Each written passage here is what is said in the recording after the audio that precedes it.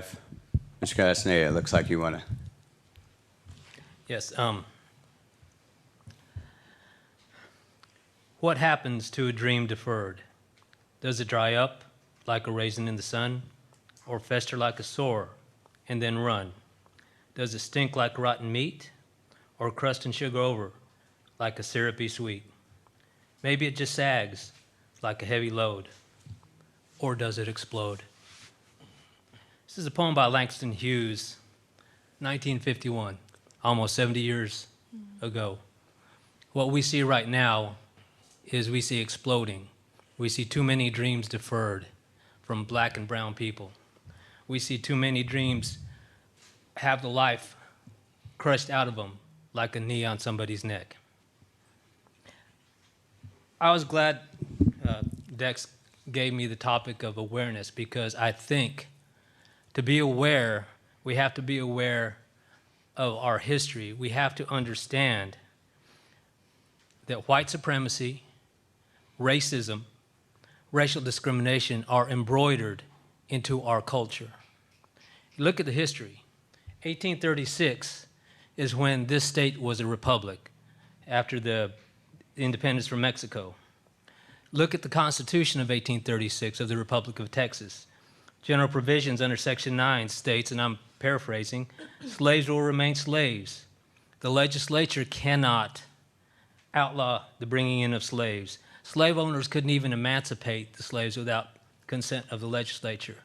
And freed people of African descent could not reside in the Republic of Texas without congressional approval.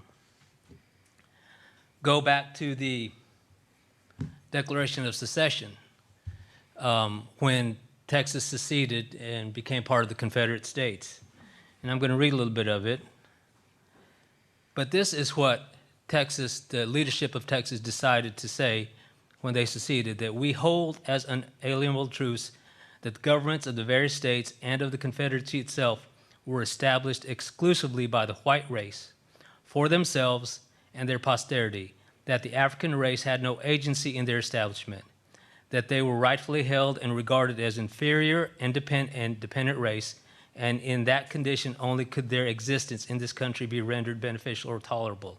It goes on, that in this free government all white men are and of right ought to be entitled to equal civil and political rights, that the servitude of the African race as existing in these states is mutually beneficial to both bond and free, and is abundantly authorized and justified by the experience of mankind and the revealed will of the Almighty Creator as recognized by all Christian nations. While the destruction of the existing relations between the two races as advocated by our sectional enemies would bring inevitable calamities upon both and desolation upon the 15 slaveholding states. Now, that might be ancient history, but it's really not, because of where we come from, and as I said, it's part of our culture. It continues. Even during Jim Crow in 1905, close by in Lockhart, Texas, an African-American man who was a community leader. His name is Jonathan Larimore. He was a teacher. He was actually, I want to get this right, the chairman of the Republican Executive Committee in Caldwell County. He was dragged out of his house and he was shot by a mob of white men. Why did they do this? Was he accused of murder or rape? He was accused of acting arrogant toward whites. And not to say that, that was a long time ago, but just recently, and some of you who've been here for a while, for at least 8, 9 years, know about this. 2012, Hayes High School, Hayes CISD, one of the few African-American teachers at Hayes, and this is 1 year before my son enrolled in that school, resigned because her classroom was vandalized. Her door was vandalized with KKK, welcome to hell, and the N-word. She resigned. I think at that time Hayes had only 16 African-American teachers.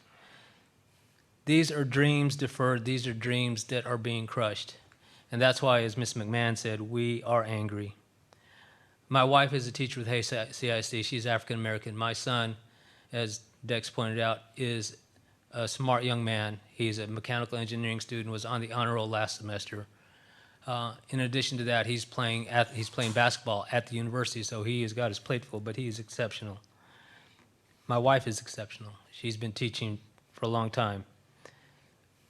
So my goal and what I'm saying is that we need to be aware of where we've been in order to know where we are so that we can know where we're going.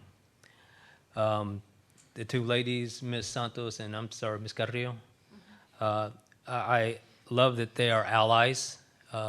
We all need to band together because as it is, it cannot be sustained. We see that as things are exploding across the country.